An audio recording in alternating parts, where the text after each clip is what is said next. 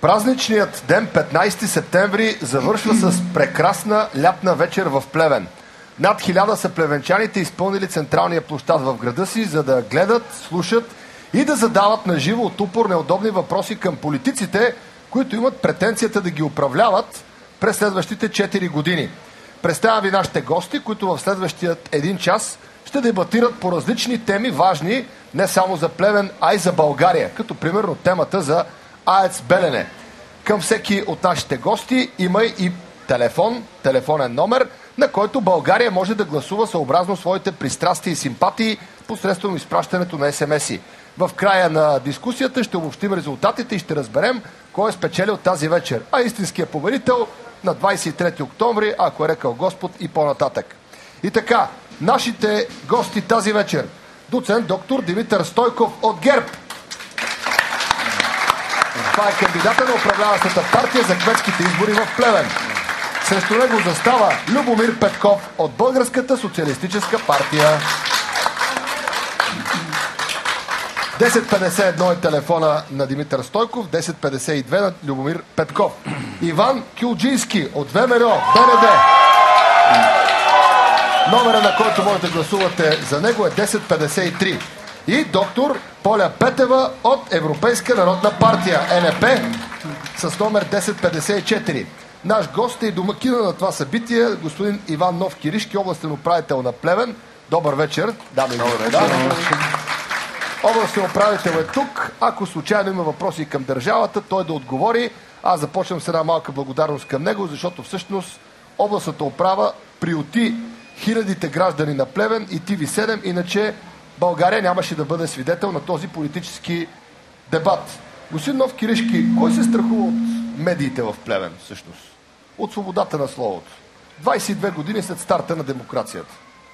Всички политически сили казват, че не се страхуват, но изгледа, че настоящия кмет Зеленогорски се страхува. Той не ви допуска, в същото време го няма и тук. Аз смятам, че мястото му е тук. Вие всъщност вземате неговото място. Господин Зеленогорски отказа да участва в дискусията пред гражданите на Плевен. Това е истината. Представяме първата тема. Тя се роди не случайно. Виждам, между другото, един плакат Зеленогорски, къде са ни парите? Всъщност точният въпрос е Зеленогорски, къде си? Имаме репортери сред публиката. Там са Гергана Венкова и Таня Иванова. Те са готови да дават микрофона при желание на нашите гости на живо на площада в Плевен да задават своите остри въпроси. Гери, искат ли тези хора, които са там с плакатчето до теб, да направят някакъв кратък коментар? Длъжни сме да им дадем думата заради това, че липсва кмета. Добър вечер, Ники. С мен е господинът, който държи този по-силничко микрофона до устите. Зеленогорски, къде са ни парите? Какво имате предвид? Ние сме от автобусни превози. От 15 заплати имаме да взимаме и ни изкараха в ликвидация преди Нова година. Кога не сте взимал заплата? Вече от Нова година е ликвидирано предприятието и станаха 2 години. И чакаме за парите си. Как изкарвате? Просто очакваме от близки, от заеми. Така преживяваме и чакаме. Вие, господине, как си обяснявате това закъснение? Как мога да го обясня? Чисто и просто не дават парите на... Така. Благодаря ви. Благодаря за това включване. Ще дадем думата на гражданите и малко по-нататък. Темата за АЕЦ Белене всъщност разделя българските политици. Или поне понякога. Дали е така с българските граждани, силно се съмнявам. От предишното гостуване на ТВ7 в Плевен стана ясно. И политици, и граждани искат АЕЦ Белене да се строи, защото така виждат своето бъдеще и работните места. Какво е сега положението, провери за вас Таня Иванова. За хората в Белене строежа на втората атомна централа е последна надежда за по-добър живот. И това личи по недостроените сгради в центъра на града и по бягството на младите от Белене. В тази община проекта за атомната централа е надпартиен. Всички представители на Общинския съвет са категорични, че АЕЦ Белене трябва да се построи. Безспорно, приходите в местния бюджет секнаха от септември 2009 година. Около 2000 души са напуснали общината, включително и кметствата, не само в града Белене, и търсят поминък в други големи градове в България и в столицата, и в чужбина. Строежът на втората ядрена централа у нас засяга най-вече бъдещето на младите хора в региона. Те бягат и не правят планове за връщане в Белене. Поне за сега. Всичко замря. Няма нищо, няма хора, няма нищо, всичко изчезна. Имаме надежда. И трябва то без надежда няма бъдеще. Тази надежда за продължаването на проекта минава границите на община Белене. Втората ядрена централа ще вдигне на крака една голяма част от бедния северозападен регион в страната. Целият регион на Белене, около Белене, включително и Плевен, би могъл да получи с стартирането на този проект една нова инфраструктура. От построяването на АЕЦ Белене зависи един от най-бедните региони в страната с най-висока безработица, с отрицателен прираст и с бързи темпове на обезлюдяване. Темата е ясна, започваме с коментарите, а всички тези млади хора, които са на площада в Плевен, господа, очакват и дами вашите отговори. Започваме с ГЕРБ, доцент Димитър Стойков, телефон 1051. ГЕРБ е на власт, не може да се оправдавате нито с руснаци, нито със световна криза. Дайте отговор, ще има ли АЕЦ Белене за Плевен и за България? Да, ще има. Позицията на ГЕРБ е политически и национално отговорна, така че ние търсим само най-доброто финансово решение за страната и сме готови да сключим договор, който е изгоден и преговорите са в ход. Аплодисменти, ако искате АЕЦ Белене. Любомир Петков от БСП, като го няма кмета, започваме направо от ГЕРБ и БСП. Ще има ли АЕЦ Белене? БСП беше на власт, обеща го, не успя да го построи. Сега, вашето мнение. Аз се радвам, че доцент Стойков така убедено говори за АЕЦ Белене, но доцент Стойков, политическа партия ГЕРБ, 2 години търси това решение и с забавянето на проекта АЕЦ Белене само излишно се оскъпява неговата реализация и се поставя под въпрос въобще неговото бъдеще. Излишно е да казвам, че аз като представител на Социалистическата партия подкрепям изцяло идеята за реализация на този проект. Защото обичате енергетиката, защото обичате Русия или защото обичате гражданите, които трябва да си намерят работа и ефтин ток? Защото АЕЦ Белене е въпрос на национален интерес. Той не е партийна задача, проектът не е партийна задача. Националният интерес от една страна и не на последно място, ние като хора, които живеем в този регион и градим своите житейски перспективи в Плевен, разчитаме на ползите от реализацията на този проект не просто в дългосрочен план, но утре и в други ден. Да питаме хората на площада. Искате ли АЕЦ Белене?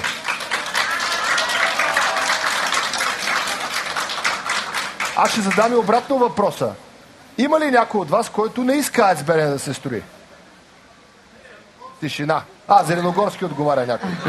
Между другото, да. Господин Зеленогорски, който остана без коалиция на тези избори, представляваше доскоро синята коалиция и те май не са. Така, давам думата на доктор Поля Петева от ТНП 1054. Вашата позиция. Да направя една вметка. Извинявам, че ви пропуснах, понеже дама и поиска думата. Цялото си уважение към От Единна народна партия смятаме, че проекта Белене несъмнено е много важен за нашия регион, но да бъде това при ясни правила. Значи ние преди всичко сме българофили. Оставате условия. Трябва да бъде предимно изгодно за България този проект, а не за чужди интереси. Какво означава да е изгодно за България в едно изречение? Да ни бъдат ощетени българските граждани при сключване на този договор. Икономически. Какво означава това обаче? Защото някой може да каже, че АЕЦ Белене може да струва 10 милиарда, но да докара 20 на страната. Разбирате ли? Въпрос на гледна точка. Да, разбирам. Но... вие сте политици. Трябва в едно изречение. Давам думата на войводата, да не се чувства засегнат. И така. Господин Кюлджийски, трябва ли да има АЕЦ Белене? Вие бяхте внесли подписка на времето за АЕЦ Козлодуй, откраднаха в българския парламент. Точно така. Радвам се, че сте запознати с позицията на ВМРО. Една от най-последователните позиции в България. Никога не сме си променили позициите относно ядрената енергетика. Събрахме необходимите за референдум. Не успяхте, по ред причини. Продадаха се националните интереси, казват едни, други казаха, направиха го заради влизането в Европа. Най-последователната политика има. По същия начин подкрепяме строителството безрезервно, защото то ще даде една независимост на България и едно по-достойно съществуване и едно много сериозно присъствие на Балканския полуостров като държава. Да чуем мнение от публиката, това е много важно. Гери и Таня са при хората. Съжалявам много за това, че сме в леко неудобна ситуация. Може би зрителите в България видяха, че има едно борче между публиката, което вече го кръстиха хората Коледна телха на Зеленогорски. Така, въпроси и мнение на публиката. И за АЕЦ Белене, и за начина, по който се управлява града им и държавата. Гери. Това, което чухте от Белене, трябва ли да го има? По-силно микрофоните до устата. Да го има. Това е необходимо за България, а и за Плевенския окръг. Вие желаете ли да попитате нещо участниците? За сега не. Вие? Това са празни приказки за Белене, да ги говорят тук. Защо да са празни? Защото колко години се говори за това нещо. Колко години? Предприятия, които ги разсипаха кола, ще бъдат възстановени. Това не кажат, говоря за тия неща тук. Говорят за Белене само. Вие също реагирахте така, видях ви докато разговаряха. Какво ви направи впечатление? АЕЦ Белене, ако се построи, сигурно ще донесе по-големи приходи за общината и по този начин ще се привлечат повече хора да се върнат в Плевен. Все пак търсим решение младите хора да се върнат в Плевен, а не да ходят по големите градове София, Пловдив, Варна, Бургас и така нататък, да работят и за там да изкарват пари. Благодаря ви. Имаме ли въпроси при Таня Иванова от страна на публиката по темата или пък по темата как се управлява държава? Давай, Таня. Добър вечер. Кажете вие какво искате да попитате и кого? Добър вечер. Искам да попитам кмета. Той навсякъде по всички медии тръби, че за 12 години е направил много за града. Защо обаче Общинския съвет от 51 стана 41? Да го обяснат тези политици, които са застанали отпред. Те знаят отговора, както и аз го знам. Какъв е вашия отговор? Защото града се е обезлюдил. По-точно общината се е обезлюдила. Благодарение на икономическата политика на господин Зеленогорски и неговия екип. Така, много интересна тенденция, който е съгласен, моля да ръкопляска. От този зрител, Плевен се управлява добре, но всъщност намалява броя на гражданите, популацията, гражданската популация и по този начин намалява и Общинския съвет. Предполагам, че тук няма някой, който да каже нещо. Не съм съгласен, че се управлява добре. Не съм съгласен, че се управлява добре. Просто отсъства опонента. Факта, че господин Зеленогорски не е тук, между другото, не бива го превръщаме в главен герой, означава, че има някакъв проблем. По достоинството ми е така паднал човек. Други мнения имате ли за управлението на града? Аз имам една реплика към господин Петков, тъй като той вече се обърна към ГЕРБ, че вече 2 години управляваме, а не сме реализирали още проекта. Аз обясних защо. Това е неудобният въпрос към вас. Защо ГЕРБ само говори, а не прави нищо по строежа на АЕЦ Белене? Напротив, ГЕРБ направи много за тия 2 години, защото ГЕРБ, господин Петков, вашата коалиция, начало на която беше вашата партия, преди това 4 години не можа да реализира този проект. И в резултат наследство ние намерихме милиони левове потънали в един гьол. И тепърва ГЕРБ търси едно решение, оптимално решение, не само за региона, но и за страната. Защото аз пак ви казах, спестени милиони левове... Първа копка за АЕЦ Белене, ма истинска, не от тия, за които знаем, че не са истински първи копки, за които сега Борисов казва, имало е 20 първи копки на магистрала Тракия, няма магистрала Тракия. Ще има истинска първа копка. Аз съм сигурен, че ще има. Извиня, доктор. Аз съм сигурен, че има първа копка. Защото това е държава. Едно изречение трябва да се каже за АЕЦ Белене. Най-важното е, че проектът има институционална подкрепа. От тук нататък има избор на консултант. Този проект трябва да бъде преструктуриран, той не трябва да бъде заробващ по условията, които е направен. Ясно е, че двете страни през 2012 ще се договорят и проектът ще стартира. Това трябва да бъдат убедени всички. Вижте, докато... Господин Петков обаче от БСП мисли различно. Докато текат тези преговори, за които говорите, руската страна най-вероятно ще претендира за неустойки по реализацията на този договор. И тя вече претендира на практика. Един път е подписала с една друга българска. Вие изживявате очевидна еволюция. Наистина за 2 години от ГЕО АЕЦ Белене за вас като плевенски представители вече е приоритетен обект. Но аз ви предлагам да не говорите това пред плевенските граждани, а пред вашите представители в Министерството на икономиката и Министерски съвет. Който е съгласен с критиките на БСП да ръкопляска. Има ли неудобни въпроси от страна на публиката? И мен е един май неудобен въпрос.